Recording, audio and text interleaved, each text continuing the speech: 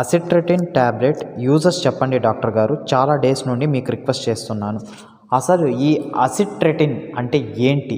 ఈ మెడికేషన్ వల్ల ఏం యూజెస్ ఉంటాయి? ఏ స్కిన్ కండిషన్స్లో దీన్ని యూజ్ చేస్తాము? ఇది ఏ ఫామ్స్లో మనకు దొరుకుతుంది?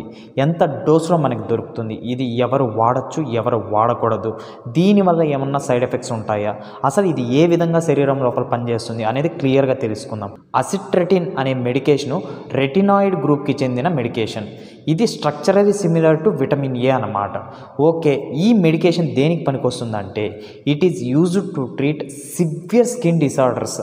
ఏవేవంటే అవి సోరియాసిస్ని కానీ, వాట్స్, ప్లాంటార్ వాట్స్ కానీ, జెనైటల్ వాట్స్ కానీ, దీంతో పాటు ఎటువంటి స్కిన్ కండిషన్ అయినా సివియర్ ఇన్ఫ్లమేషన్ ఉన్నప్పుడు ఈ అసిట్రటిన్ యూజ్ అవుతుంది.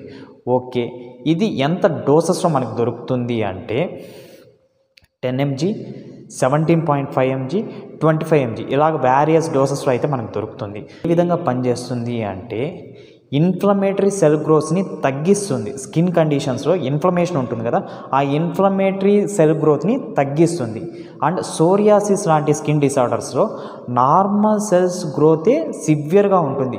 ఆ నార్మల్ సెల్ గ్రోత్ని ఇది నార్మలైజ్ చేస్తుంది, అంటే రెగ్యులరైజ్ చేస్తుంది. సివియర్గా గ్రోత్ అవ్వకుండా సెల్స్ని నార్మలైజ్ చేస్తుంది.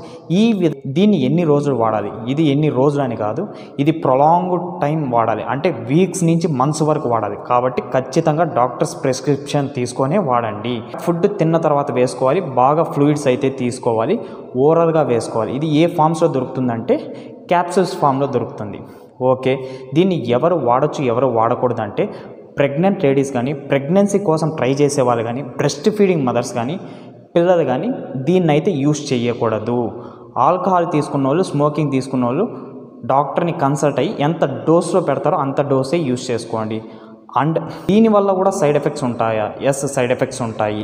సివియర్ ఇచ్చింగ్ డెవలప్ అవ్వడం, డ్రై ఐస్ అవ్వడం, డ్రై మౌత్, డ్రై స్కిన్, ఇటువంటి కండిషన్స్తో పాటు సీరియస్ కండిషన్ అంటే కిడ్నీ ఇష్యూస్ రైజ్ అవ్వడం, ఇటువంటి సీరియస్ కండిషన్స్ కూడా ఉంటాయి. కాబట్టి జాగ్రత్తగా యూజ్ చేసుకోండి.